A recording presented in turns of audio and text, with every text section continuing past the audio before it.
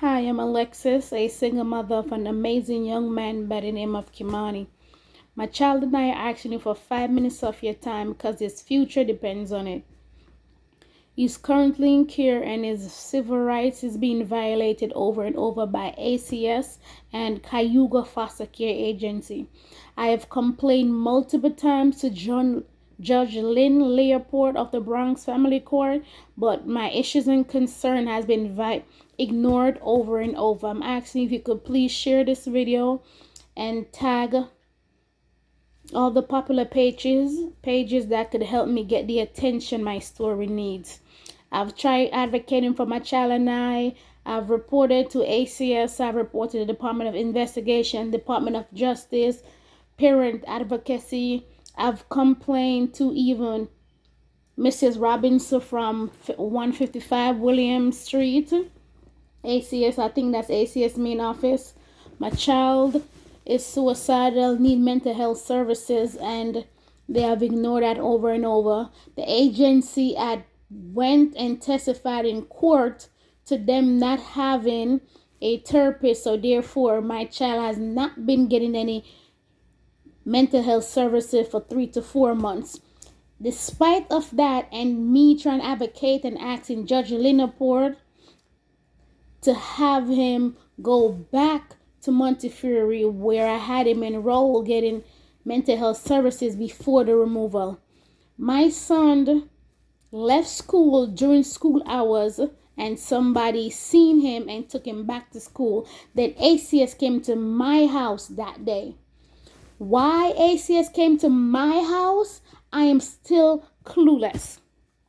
I created a GoFundMe account so I could get enough contribution to afford an attorney, but it was not successful. So I'm here to see if I could have somebody help me share this story. My child, since last year, I had court once, real actual court. And that's when they told me if I pled guilty, the attorney that they assigned me told me that if I pled guilty, they would close the case. So I went ahead and I did that. One, they told me that if I pled guilty, they could do the court hearing instantly. But if I decide to take my case to trial, it will be 8 months before they get a court date. So I asked them.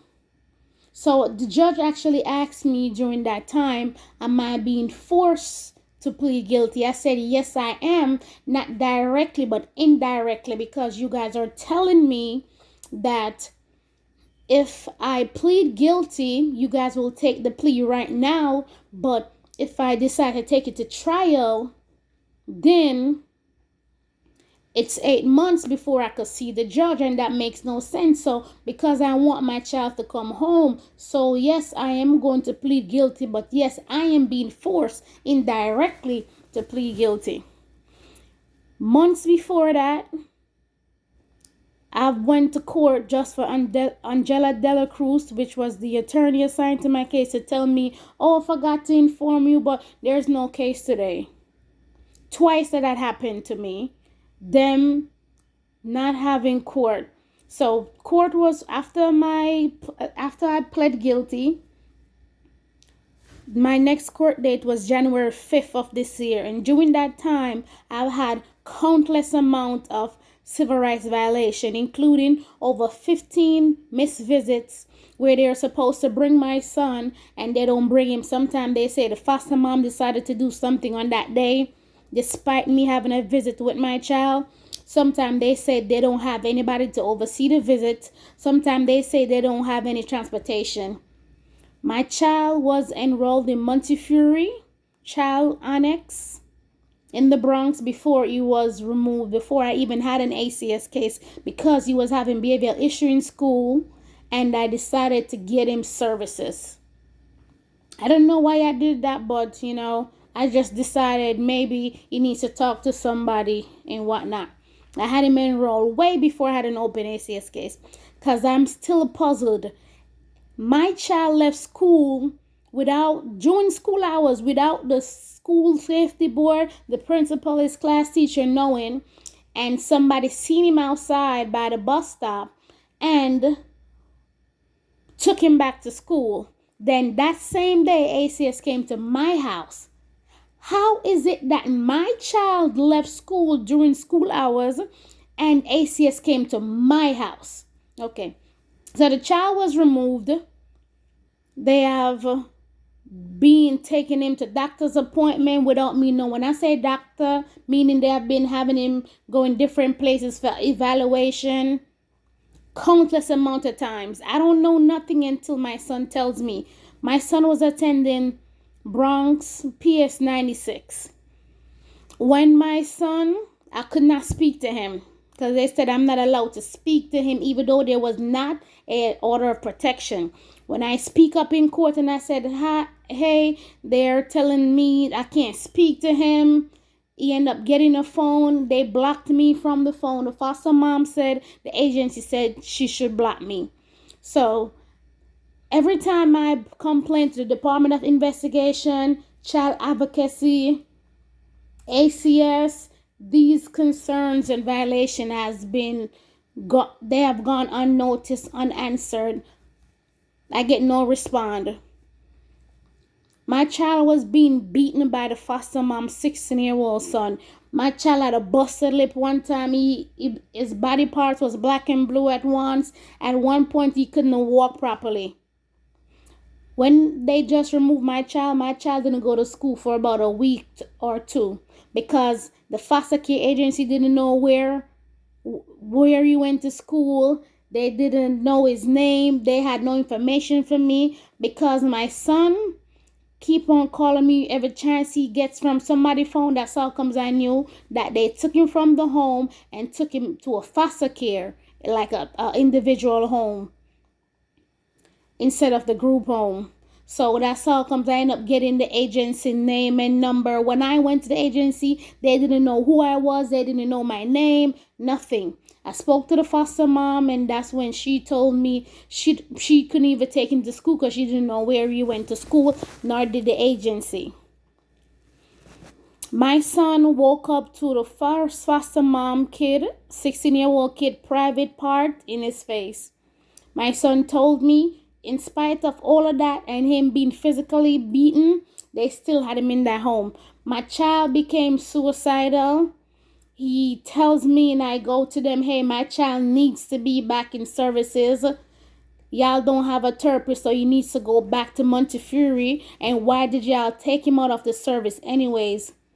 They said they don't want the payment overlapping because he's in their care. They don't want him to continue to go to the program he's going.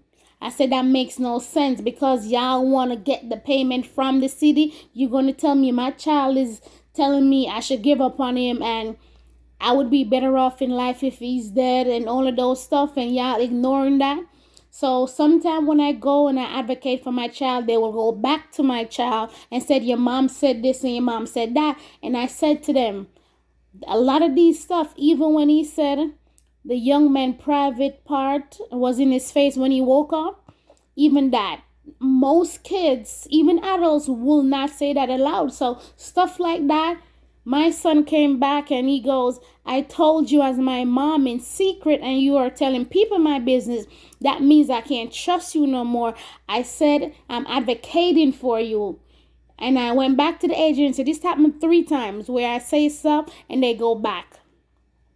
And I tell them, hey, you guys have to stop saying stuff to him because he have issues. Now he's saying he can't trust me. One day I called the school and I was told that my son got to school at 10:34 a.m. and he was picked up by 1 p.m., minutes after 1. I then made a complaint to the city, ACS, Department of Investigation, Child Advocacy. As of that day, all of a sudden, Donna Stewart, which is the director of the agency, told the school they should not give me any information. Remind you, there's no order of protection against me, no nothing. This is my child. My rights has not been terminated, nothing. This is my child. Yes, still the school is telling me they can't give me any information because ACS said that. I couldn't go to my son's graduation. I brought that up in the court too. I said, Judge Lynn Leopold, I need to be allowed to go to my son's graduation. She literally ignored me. I said to her, every time I have a concern, you ignore me. Why is that so? She said, take it up to your attorney. I said, I don't have an attorney right now. And even before then, I had an attorney. I complained to you before about poor representation. I have submitted evidence over and over. So they said I was supposed to do mental health services. I asked them, I even asked the judge this. They ignored me. I said, why do I need mental health services? For what?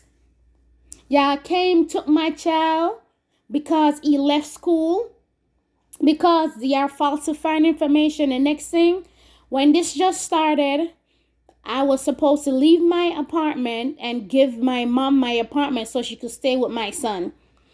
I said this in court, and I spoke up and I said this. I gave my mom name for them to do a background check and everything. Up to today, 2 years later, they had not yet done that.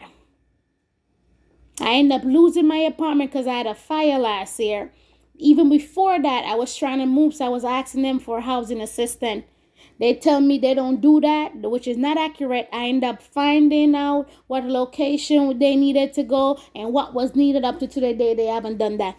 So since they said I need mental health services, I went and I find somewhere, because 3 months had passed.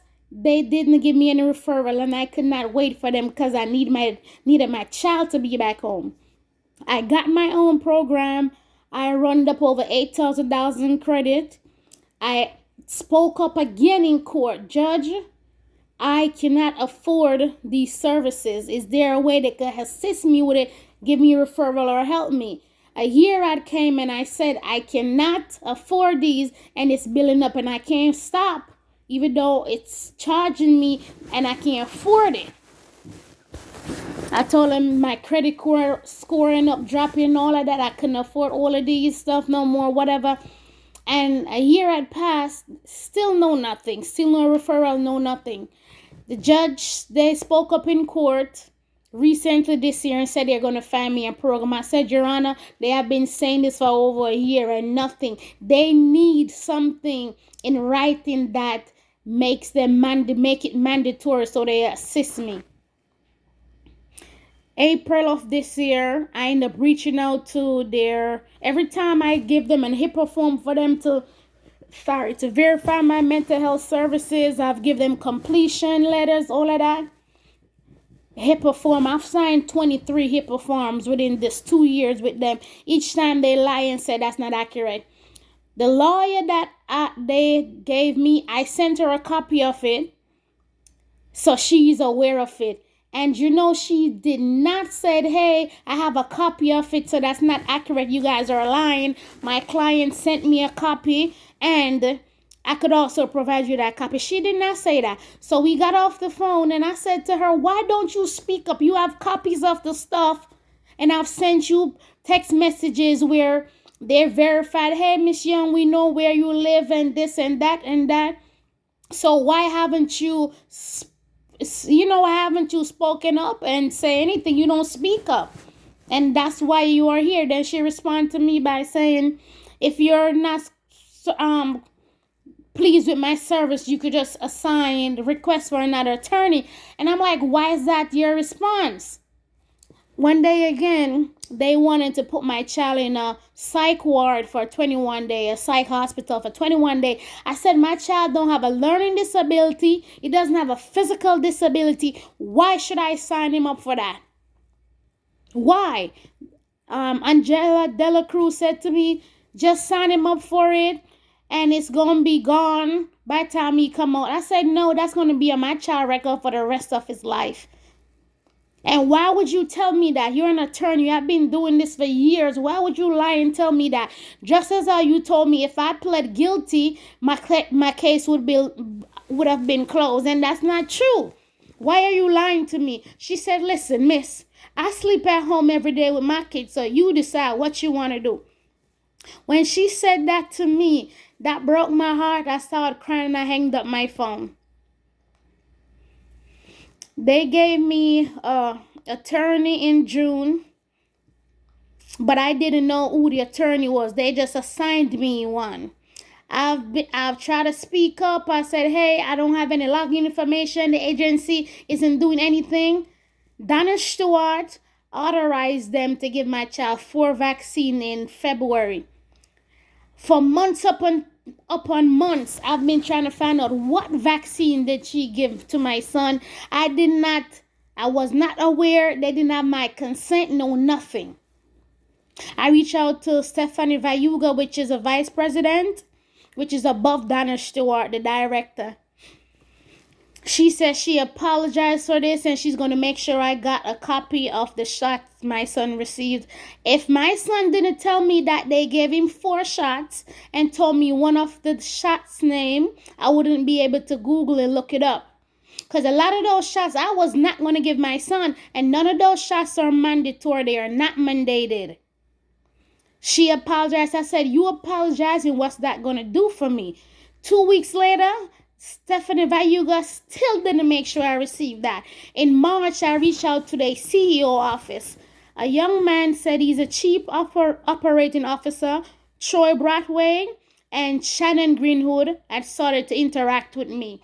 They started to speak to me, and I started to tell them about the story and what I've been enduring. So, and I'm like, what's the holdup? Why is my child not home? And, all of those stuff. They scheduled a conference with me, the first family teen conference in over a year and change. They're supposed to have me meet the foster mom, all of that. I've never met the foster mom. I don't know her name. And they did an evaluation. That's about the 4th evaluation that they did. They didn't include me, none of that. I wasn't even informed that they was going to do an evaluation. So when I found out, because my son told me, because what happened now, they blocked me from my son's phone, which is the phone they gave him. The phone wasn't working. Sometimes you can't take calls. I'd asked him since last year, August, to get him a phone. They said they're going to get him. It still hasn't happened. I spoke up in court and I asked for this so I could have a way to communicate with my child. That still hasn't happened. October of last year, I purchased him a device, a tablet, an Amazon tablet, so he could use it to speak to me. The foster mom says she don't want any device in her house. So I said, y'all failed to provide a way for me to communicate with my child, and now I'm providing it. Y'all have an issue? So I end up getting it back. So in March, when I reached out to the CEO office, Troy Broadway and Shannon Brown, or I think Shannon Green, had reached out to me. They had scheduled a conference, yet I found out the day of the conference that they was not going to be involved. I said, I've been complaining to these people for over a year and they have still been violating my civil rights. Why should I do the same thing that I was doing over a year? You guys need to be involved. Y'all need to be included in the conference. So I think they end up rescheduling the conference. We did the conference. I asked them, what's the holdup? Why my child is not home? They said because they don't know where I live and my child was removed because I'm homeless. I said, I'm homeless? Please don't forget that I have a text message that's saying y'all came to my home and approved my home. It has passed an inspection and everything. So, and I have that text message. Don't forget that. And I then said, so you're telling me y'all don't know where I live, yet still y'all allow me to have my child 2 times a week for 4 hours? And y'all don't know where I live? So y'all tell me y'all failing to do your job and protect the child? Then the vice president, Stephanie Cayuga, she came in and then said, oh no, that's an error. We do know where you live. Then I turned and I said, Mr. Broadway, this is the issue I have. They lie all the time. And it makes no sense for them to lie because these are proof that I have. And New York City office is failing. So when that happened, I said what I said there. Then I said, I have the text message. Then they said, oh, they haven't verified my services. I said that's a lie. I also had sent them letters from Montefiore verify my services. I also have text messages from different people at the agency saying, hey, they have verified my services. So that's a lie. When that happened, no, again, another one of them on the conference jumped in and said, oh, that's an error again. I said, Mr. Broadway, you see my issue? They're always lying. The whole New York City office is lying, and y'all is setting y'all up to fail, and y'all is setting y'all up for a lawsuit. Because how could y'all lie so much and falsify documents? In one of the evaluation they did with my son, they said, they don't know where the birth father is. Another evaluation, they said they know where the birth father is, but he's in drug rehab program. So the other day I did a conference with him, and I said, which is it? Because remind you, I have 2 documents. One saying y'all don't know where the birth father is. Then the other one saying that he said he's in drug rehab program. And the drug rehab program, they did that evaluation last year when they said he's in a drug rehab program. And then this year, they said the birth father could not be found since the 2 years the case has been open. So I'm like, get it together. Which is it? So you see how when they lie, it makes no sense?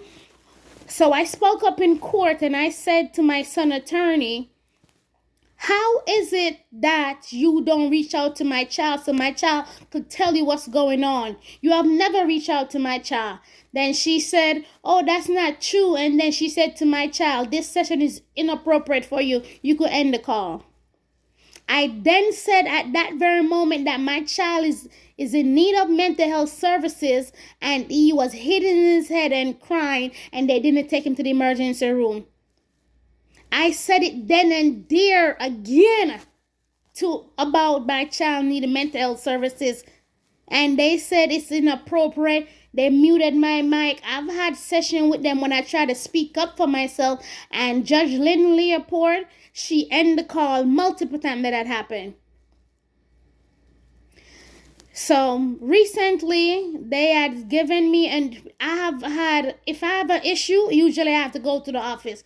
Due to the pandemic, I couldn't go to the office. I think they had relocated their office too. They didn't even inform me of that. So I have had situations where I need to speak to somebody for months upon top of months. Since 2 years, my child had about 7 workers. They're not consistent. Every minute somebody comes at agency, somebody leaves. They have not been consistent. I've heard about people being a victim of the system, but I've never thought it was this bad. Never. If I have an issue or concern, I don't have anybody to reach out with. I would have had my pictures and my letters attached to this video, but I don't know how to do that. I have countless violations with them. And everything, for example, how can you give my child vaccination without me? How can you go and have my child evaluated without me? No, without including me. When I say they don't include me nothing. So March, when we had the conference, and then they said to Shannon and Troy Broadway, which is the chief operating officers, that, with when they lie saying they don't know where I live, then I said that's not accurate. I got text message, I got screenshots, and then the VP said, oh, that's an error. So I'm like, so what's the next step? What's the hold up? They said, oh, we just need to look at the apartment once a month. And I said, y'all never told me about that. Y'all been there multiple times. Then they said, okay. Then I said, okay, y'all could come tomorrow morning. So when they came the Wednesday, my child's supposed to start his overnight visit that Friday then, where I get him Fridays and drop him off back Monday morning to school. And then we take it from there.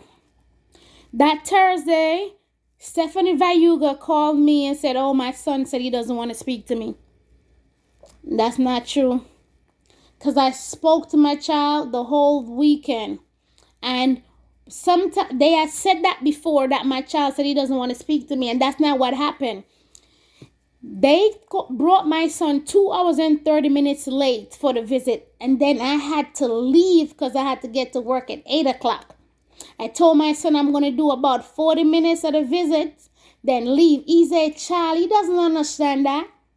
He then said, it's okay. You don't have to waste your time on me no more. I'm better off dead. He said this in front of the caseworker, Angela Wright. He started crying. I started crying. After that, when he said that, I could give up on him and I don't have to come again. And don't worry. They went to court and said the child said he doesn't want to see me. I said, that's not how the story go. That child is depressed and suicidal and said I should give up on him. I don't have to lose my job just for him. That's not how y'all share the story. When I started to speak, but I'm like, that's not how we go. Every time I speak up, it's either they mute my mic or they cut me off the court conference. June of this year, they did not provide me with a login. I went to the courthouse twice to get a login because I didn't have an attorney. But we had about 2 to 3 sessions where I had to log in. I went to the courthouse twice. Nobody gave me any login. So I end up calling Part 95, which is where Judge Lynn Leopold is. And I spoke to the court office and I said, the last court case I couldn't log in, they didn't give it to me. They tell me the agency should give it to me. I said, the agency, I can't even call them if I have an issue. They're not giving me anything. And I mentioned that the last time was in court. They don't communicate with me. They're not going to give it to me. I call them back to back, email and text, no response. So they said, well, I don't even remember what they said. So they end up sending me a login. The day before court, somebody from 155 William Street, ACS main office, gave me a login. That morning, I could not log in. I called different departments in the courthouse. They finally connected me to the court officer about minutes to 10, and my case was 9 a.m. Did you know they changed the login? And Donna Stewart, yes, Donna Stewart, every time it's something bad or a violation, it has to do with Donna Stewart. She sent me a new login after 9 in the morning. How you're going to email me a new login after 9 when the court case is at 9 a.m. and not only that, I'm supposed to be trying to log in. How am I going to be checking email? You should have given me a phone call or text it to me, not email. So I end up finally getting through to the court officer. They speak to me so rude and disrespectful as well. I said to the court officer, he said, I missed court. I said, no, I did not miss court because the last court case, I told you again, I don't have nobody to provide me with this information. They just sent it to my email. I checked my email. That's how I saw it. So I did not miss court. And this is not the first time y'all failed to give me the login information. They said, well, you got to call the foster care agency for your new attorney. I'm like, how am I going to call the enemy to get my new attorney information? They said, well, that's what you got to do. I said again, they don't respond to me. They don't answer my call. No text back, no nothing. They just said, that's what you got to do, and that's it. I ended up going to the courthouse again, and that's how somebody gave me Miss Lisa, the lady that I have now, Miss Lisa something. I don't remember her last name. So When that happened, I ended up reaching out to her. The first conversation, she was very nasty and disrespectful. I said to her, "You don't even know me and you're speaking to me like that. That's very rude. You don't know me. This is the first conversation and you're speaking to me like that. You don't know me." She said, "Well, I've been your attorney for 2 months now and you haven't reached out to me." I said, "Exactly the point. You got my information. I didn't get yours. They gave me to you as your client. You should have reached out and introduced yourself. I shouldn't have to be calling back to back, calling different number, going to the court in person just to get your information." Then she was silent. I ended up getting off the phone because my day was just ruined by then. They have said multiple times my son doesn't want to talk to me. My son steals calls from the school office. My son went to the mall in Yonkers with the foster mom and asked somebody in the store for a call. I missed the call. When I called back, they said it was a little boy. Sometimes the drivers that's transporting him to places, he gets a call from them. Sometimes what he does, he uses a foster mama also to call me. Sometimes he uses her cell phone. And I know not to call back, and he deletes the number. Sometimes he texts me, deletes the number. Within all this time, they are still saying my child doesn't want to speak to me. So in April, my child was supposed to start the overnight visits. All of a sudden, they said my child doesn't want to speak to me. That same day, the last time I seen my child exact word to me was, "Mommy, don't have no more kids. Maybe they disappoint you like I do." I had to hold my tears back and tell him we are in this, but we're going to get through it together. I said that to them too. This is a child that need mental health services. He said, "I'm not doing what I'm supposed to do and this and that." The foster mom told him before that his mom doesn't love him. I said to him, he said to me, "Mommy, I know this is not true." I said, "What?" He sent me a picture of a foster mom telling a kid their mom don't love them. Then he responded and said, "I know that's not true. I know they're lying." So when I saw my son and I tried to speak to him and I said, "Kimani, do you want to talk about it?" No. He started to, his eyes was watering. He said no. So I left it alone. He then said Juicy World was suicidal and asking for help and nobody helped him. First, I didn't know who was Juice World or Juicy World. After that, I looked it up and I realized the songs. And then I remember him being in care and he told me to look up that person. He had me play a song and said, "Listen to the song." All that time, I didn't even realize the song was saying the person's tired of the world.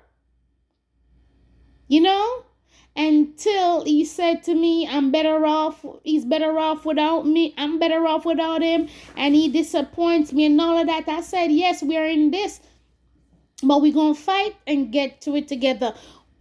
In April, when I reached out to my Troy Broadway, I said, "Hey, this is," I introduced myself and I said, "I've been in touch with Troy Broadway from the agency and nobody has been responding to me, this, that. It's always been like that for months."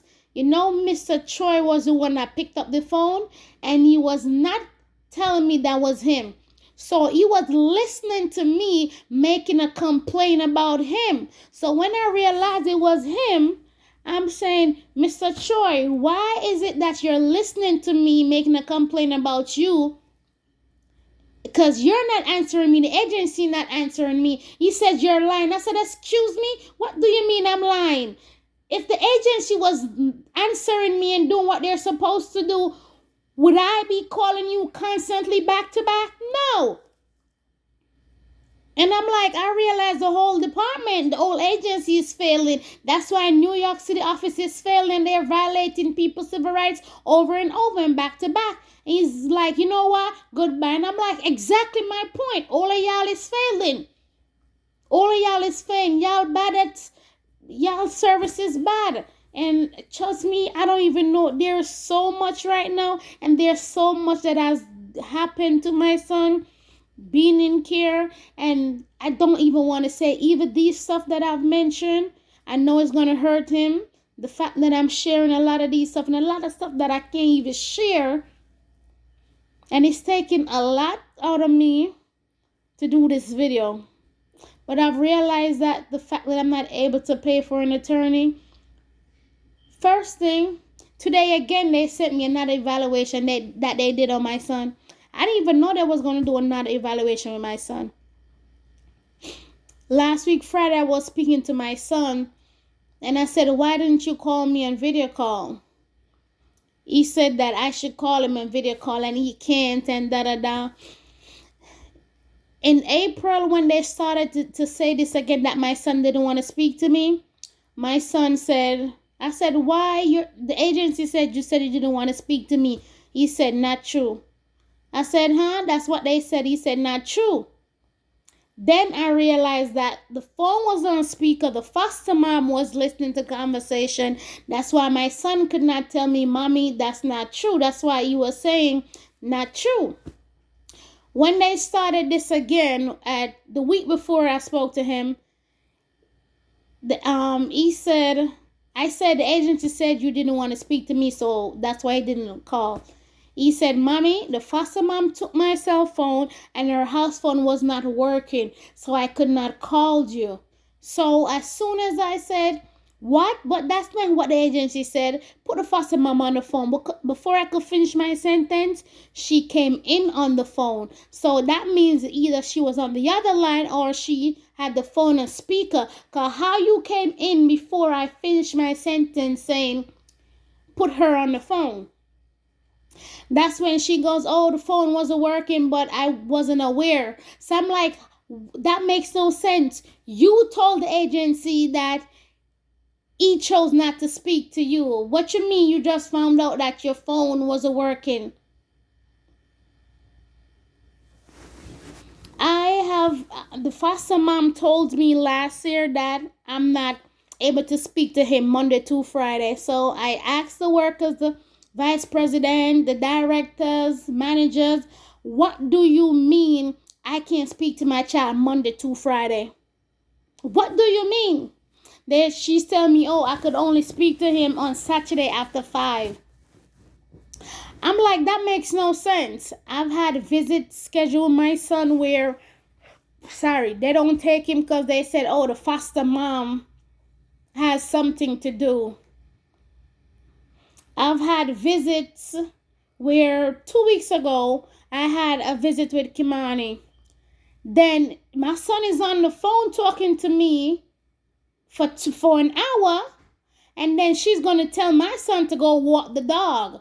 And I'm like, Kimani, sit down, don't move. And, because he's kind of chill and he's not that blunt when it comes on to certain things. So he's like, I can't, Mommy. I said, yes, Kimani, I'm telling you to sit because she's rude. You're talking to me on the phone for an hour and she's telling you to go walk the dog. This is the stuff that happened. I requested a family therapy session with Kimani and I so I could get more time with him. Then they said it doesn't go like that. We only give it to people who need it. So I said, okay. Then they said, you know what, we could give it to you. I guess they thought about it that, hey, that's more mental health services money for them. Okay. So I was supposed to see my son for 2 hours. They came in the visit twice and asked me to end the visit early so I could have a session with my son, the family therapy. I said, no, I don't need that service. And I'm asking for that service as a way to spend more time with my child. Why would I cut my one-on-one time with my son to put money in your pocket? The lady said, oh, I'm sorry. And she kept it going. Then she tried it another time. When I went to court, you know what they did? They said I'm refusing family therapy session. My lawyer was aware, Angela De La Cruz, and she did not say nothing. Just like how in June, I asked Angela Wright to take my son to the dentist because he had a cyst in his mouth. They did not take him. I've asked Dana Short, Stephanie Vayuga, Donald Strawn. Countless of them have informed about the cyst being in his mouth. Because first thing, I knew he wasn't going to tell them because it's in his mouth, and that's most likely not, have maintained a proper oral hygiene. So of course it's going to be embarrassing for them. So I advocated for my child. This happened in June, July. They still ain't take him. I made an appointment at his regular dentist. They ain't take him. When they emailed to the court and said I failed to take him to his dentist appointment, my attorney, Angela Dela Cruz, is going to say I'm not complying. I said, Miss Angela, why are you even calling me about this? When I was the one that called you and told you about the situation. I told you one time again, I made a dental appointment for my son. You know what they're going to tell me? They cannot take him to the dentist on a Friday because they are short on driver and they go home early. This is the type of situation I have. This is the issues I have. And because I complain, and like for example, the other day, I reached out to another department because I've been emailing a lot of places. So I don't even know what department I'd reach out to them. Like, I don't want this video to be too long, but there is so much violations and so many ongoing issues. And the thing that hurts the most is Judge Lynn Leopold has been aware of all of this, and she ignores my every single concern. If she had actually did what she's supposed to do, they wouldn't keep violating my rights. They wouldn't bring my child go get him vaccinated 4 times without me knowing. They wouldn't do none of these stuff. You see, they didn't take my son to 3 dental appointments that I made for him. The other day I spoke to my child. You know what my child told me? They took him to their dentist. They didn't take him to my 3 doctor's appointment because I wanted him to go to his regular dentist. But they took him to their dentist. Just like primary care doctor. My son, lawyer, keep on saying, I took him out of school and changed his school without them knowing. I said, Your Honor, this is the issue, how they falsify the information, and it makes no sense. It is silly. It is stupid. Because guess what? I didn't say that word to her, stupid, but I said it makes no sense because my child has been going to the same school, PS 96, since the first grade up until the 5th grade that he just graduated from in June. So how is it that I changed his school without them knowing? I wanted to have my child to see if he needed an IEP. Twice. I had a first appointment last October, 10:30, for my son to do an IEP. I signed up the paperwork. I got to the school. Nobody from ACS nor the agency showed up. Again, early this year, I signed the paperwork for him to go to a new school for an IEP to be done.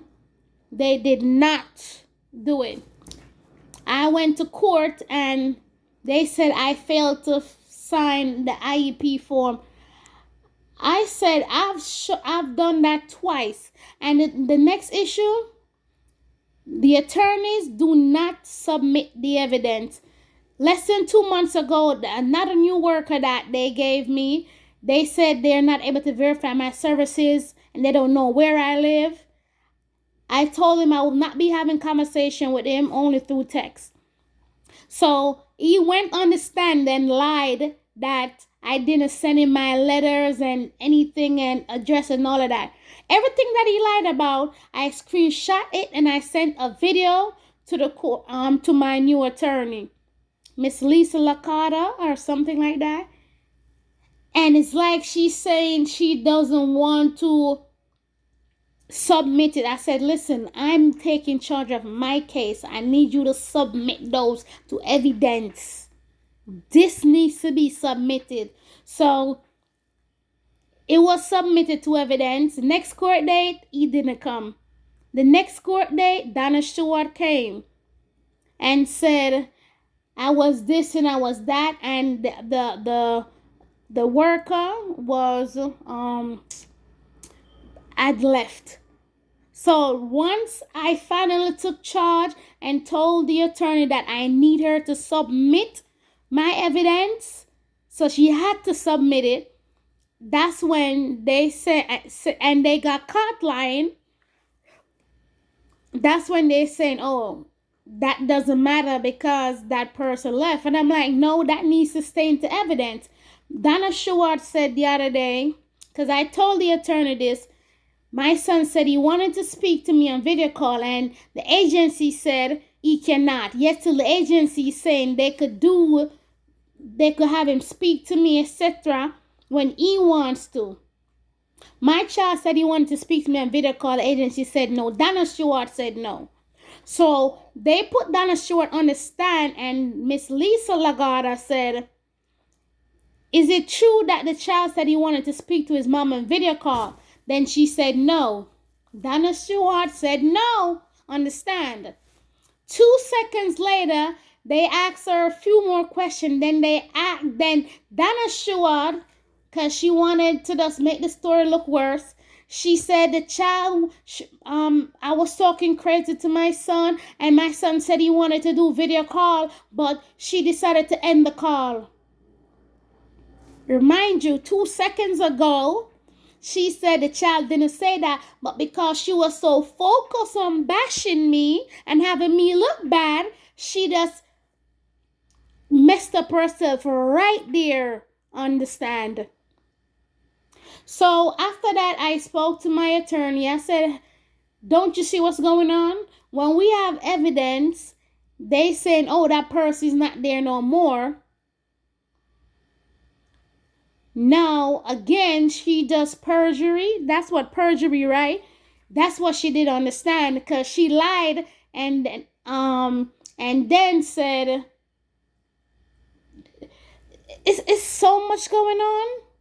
I just need this to get the right attention it needs to. And whomever, that knows how to do videos and insert pictures in it, whoever could assist me with that, I will appreciate that. I ended up paying somebody to do it before, but he didn't do it good, and it was kind of rude and unprofessional, so I just decided to call it a loss. There's so much. My son tells me as well that he cries every night. He cries himself to sleep. He has headache. Even those stuff they say back to my child. Last week, Friday, I was talking to my child and I was asking him a few things, and he was telling me that he can't talk to me about it. And guess what? My child and I have this relationship. We have this, it's like we have our own language. My child could be telling me something about somebody that's next to me, and y'all will never know, because from day one, I've done that. So in case he's in an uncomfortable situation, or if he's in a danger or whatever, you could tell me, especially the fact that I had to go to work and leave him places and stuff like that. My child is depressed. This foster mommy is with now, she cut his hair, colored his hair, big burgundy. A boy here, big burgundy. I complained about it. I said, I don't want my child hair being colored. Again, came a second time she did it. I gave my son a brand new shoes to wear for his birthday. I asked my son to bring me back the shoes after his birthday. My son told me the foster mom threw it away. My son be outside in no jacket. No jacket. I asked the agency to buy him a jacket. They didn't. So I said, okay, it's my child. Let me do this. I bought him 2 jackets for $600. I ended up giving him the jacket. My son had a jacket for $2.95 that I gave him. A good quality jacket. In 3 months, less than 3 months, I was told, because winter's not even that long, I was told that they don't know where the jacket went and they lost the jacket in laundry. So that's why I said they need to buy him back a jacket. So I ended up buying 2 more jackets because, I wasn't going to have my son being cold. And I'm like, how you have the child come out in sweater and those light jackets? They tell me my son have a jacket. My son said, Mommy, this is the only jacket I have. Last August, they said they was going to have my son go back to Montefiore so he could re-enroll in mental health services since he was already there before the removal up to the day. And even though they didn't have any therapists for 3 to 4 months, when we went back to court, Judge Lynn Leopold still did not make sure they have that child into therapy. No. I've heard so many things about the system, but being a victim of the system, I will never look at it the same again. I know it's a job. They claim that I am in drug program. I never take a drug a day in my life, and they said my child was removed because I'm homeless and my living situation and my living condition. How? When y'all moved my child out, y'all claim mental neglect. And how? Y'all charged me for mental neglect when my child was enrolled in mental health services way before I had an ACS case. How? What safety concern y'all could possibly have? The last time they said my child is this and that. With this current case, they claim they have 4 witnesses from the school when they try to charge me with mental health neglect. I had asked the school to fill out some paperwork because I was going to have my son evaluated again. And I've done this before I even had an ACS case. Okay. The school refused to. I have text message and all of that from the teachers because I'm a very involved parent. PTA, all of that. Ever since my son was in pre-K, I used to volunteer in everything. When he went to school age, the first grade, I still wanted to volunteer, but then they told me that I had to do a program, it's like a little class thing that the city make volunteers do. And I'm like, I'm not going to do all of that just to come work for free. That's too much. So I end up not doing it, but I still go to PTA. I even run for oh my God, I forgot what it's called. Twice I ran to I don't remember what it's called, but I ran for chairman for my district twice. And that's when I found out that it would be only for my district, but I cannot advocate or represent my son's school. So I'm like, that makes no sense. I'm doing this. It's something that Department of Education does. Council. I ran to be on a council board. So I'm like, I'm doing this to I'm going to cut this video short, to represent my school and do it on behalf of my son. So if I can't advocate and do anything for my son's school, this is kind of pointless-ish, even though it's in the district. But thank you guys, whomever share and tag. A child and I future depends on it. Yep, and so does my future, because if they're saying I am in a drug rehab program, 5-10 years later, any job or whomever, it's going to be on my record. I've never taken drugs a day in my life. Not even weed growing up in Jamaica. First thing, I'm not going to buy no weed when I could use that money to buy a dress from AliExpress. Nope. I will buy liquor, but it gotta be cheap. So for them to say I'm in a drug rehab program, I've never met the foster mom until recently. I seen her face. And the first time I learned about her name is when I seen it on a report, an evaluation where she said I am stopping her from giving him the services he need. So I said, one, what services? Two, he's in y'all care. How am I stopping y'all from giving him the service he needs when he's in y'all care?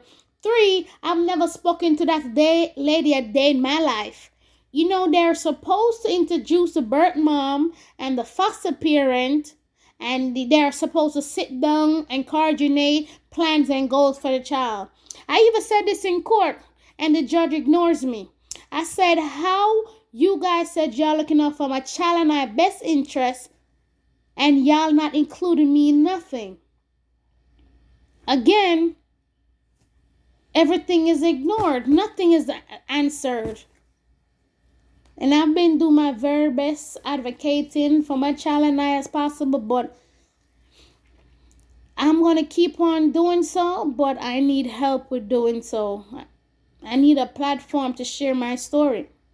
I reach out to various people, but I haven't gotten any response. And I'm not giving up. I cannot give up on my child, and I won't. Even though he says that, I understand he's just upset. I usually do not, like, for example, I told him recently again, the agency said, you said you don't want to talk to me. The agency is telling me I can't ask him that. I said, if you guys is saying that, he's saying that, why can I not tell him that? So I decided to ask him again. Then they told me, oh, they're going to end the call. And she did end the call. This is the type of issue. I've asked the young lady that was overseeing the visit, how long you been with the agency? She said to me, that's none of my business. I said, yeah, you're right, but the fact that you're providing customer service, you should know how to speak to people more politely. There's a more manageable way you could have said that. And guess who came on the phone? Donna Stewart. And of course I use indecent words to her, to both of them. Yep, I just need y'all help. Thank y'all in advance.